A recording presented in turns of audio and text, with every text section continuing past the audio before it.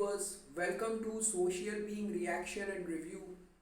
Viewers, दिसंबर 23 को release हुई रोहित शेट्टी की सर्कस।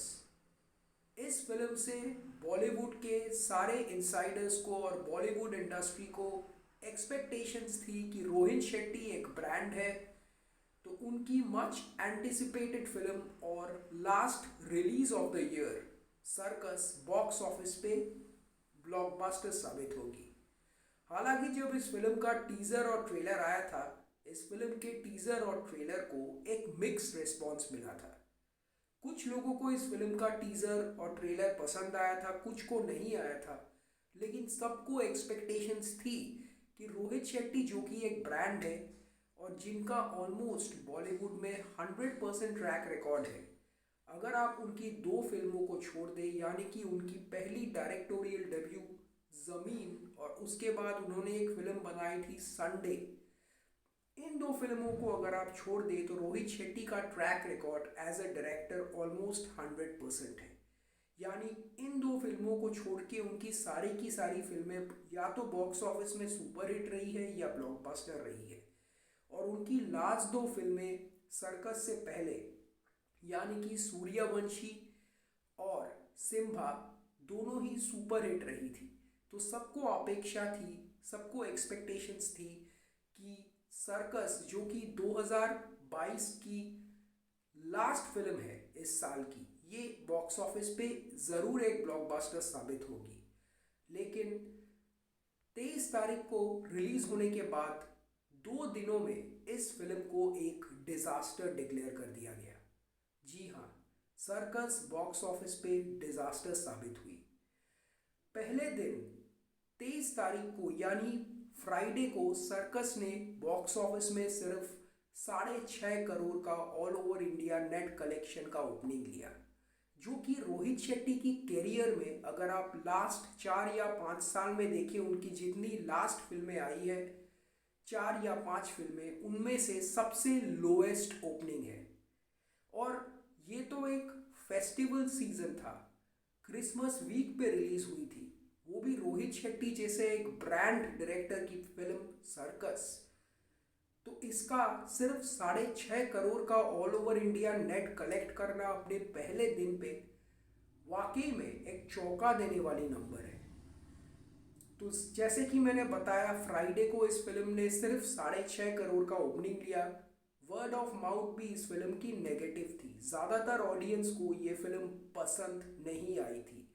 ज़्यादातर ऑडियंस थिएटर से निकल के यही कह रही थी कि इस बार रोहित शेट्टी ने अपने ऑडियंसेस को टेकन फॉर ग्रांटेड लिया है।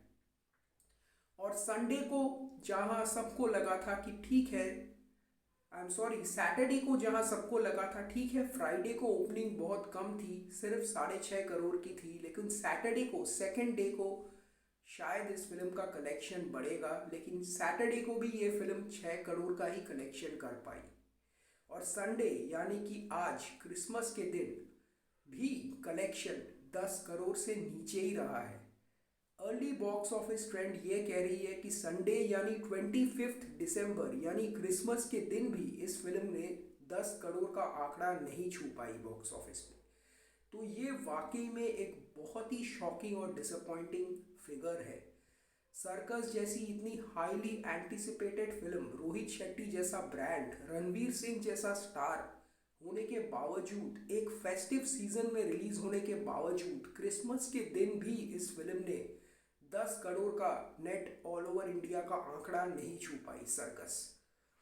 और ऑलरेडी 3 दिनों में यानी कि वीकेंड खत्म होते होते ही सर्कस को बॉलीवुड की one of the biggest disaster फिल्मों में से एक डिक्लेयर कर दी गई। ये वाकई बहुत ही बुरी खबर है इंडस्ट्री के लिए, एक बहुत ही शॉकिंग न्यूज़ है, क्योंकि वैसे ही 2022 अगर ये साल आप देखें, ये बॉलीवुड के इतिहास में सबसे खराब साल रहा है। जितनी भी फिल्में इस साल रिलीज हुई उनमें से ऑलमोस्ट 90% फिल्में बॉक्स ऑफिस में फ्लॉप रही है। तो सबको यही उम्मीद थी कि कम से कम इस साल की आखिरी रिलीज रोहित शेट्टी जैसे एक एंटरटेनर डायरेक्टर, एक ब्रांड डायरेक्टर की फिल्म सर्कस एक अच्छे नोट पे इस ईयर को ख़त्म करेगी, बॉक्स ऑफिस में एक अच्छा बिजनेस करके, एक अच्छा कलेक्शन करके। लेकिन ये फिल्म तो अपनी पहले 3 दिनों में ही बॉक्स ऑफिस में दम तोड़ दी और ऑल ओवर इंडिया एक डिज़ास्टर साबित हुई। और इससे अब रणवीर सिंह का एज एन एक्टर कैरियर के ऊपर भी बहुत बड़ा क्वेश्चन मार्क लग चुका है। सोशल मीडिया पे ऑलरेडी बातें चल रही है कि रणवीर सिंह का कैरियर ऑलमोस्ट ख़त्म हो चुका है। सब लोग यही सोशल मीडिया पे कह रहे हैं, सारे पब्लिक, ज़्यादातर पब्लिक, कि Ranveer Singh career is finished, Ranveer Singh stardom is finished. वाकई में कुछ हद तक ये बात सही है, क्योंकि अगर आप देखें पैंडमिक से पहले रणवीर सिंह की जितनी भी फिल्में बॉक्स ऑफिस में आ रही थी, चाहे वो गली बॉय हो या उससे पहले सिम्हा हो या फिर उससे पहले संजय बंसाली की पद्मावत हो या फिर बाजीराव मस्तानी हो, एक के बाद एक फिल्में बॉक्स ऑफिस में ब्लॉकबस्टर साबित हो रही थी। लेकिन जैसे ही पैंडमिक के बाद, लॉकडाउन के बाद थिएटर्स खुली, अब तक रणवीर सिंह की 3 फिल्में बॉक्स ऑफिस में आ चुकी है। सबसे पहले कपिल देव की बायोपिक 83, जो कि बॉक्स ऑफिस में एक डिज़ास्टर साबित हुई। उसके बाद जैश भाई जोरदार YRF की, वो भी एक डिज़ास्टर साबित हुई। और अब जहां लोग, यानी कि कुछ फैंस रणवीर सिंह के, ये उम्मीद कर रहे थे कि सर्कस से रणवीर सिंह एक कमबैक करेंगे, सर्कस तो अपने रिलीज के 3 दिनों में ही बॉक्स ऑफिस में एक डिज़ास्टर साबित हो चुकी है। तो अब ये बड़ा सवाल उठाया जा रहा है रणवीर सिंह के फ्यूचर में एज एन एक्टर, कि उनका फ्यूचर क्या होगा। लोग कह रहे हैं कि रणवीर सिंह का करियर अब ऑलमोस्ट ख़त्म सा हो गया है, क्योंकि उन्होंने बॉक्स ऑफिस में 3 लगातार डिज़ास्टर्स एक के बाद एक दे चुके हैं। तो अब वाकई ये रणवीर सिंह के लिए एक बहुत ही शॉकिंग न्यूज़ है और अब देखना पड़ेगा कि रणवीर सिंह फ्यूचर में क्या करते हैं। क्योंकि अगर इसके बाद जो फिल्म रणवीर सिंह की रिलीज़ होगी, खुदा ना खास्ता अगर वो भी फ्लॉप हो जाए, तो वाकई रणवीर सिंह का कैरियर एज एन एक्टर शायद ख़त्म हो जाएगा।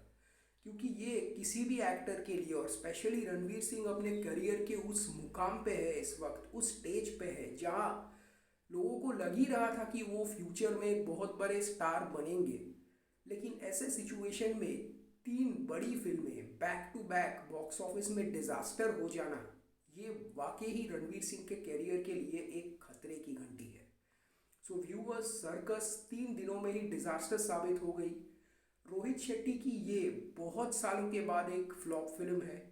जी हाँ, जैसे कि मैंने कहा, रोहित शेट्टी राजू हिरानी के बाद एक ऐसे लौते डायरेक्टर है जिनका बॉक्स ऑफिस में ऑलमोस्ट अब तक 90% सक्सेस रेशियो रहा है।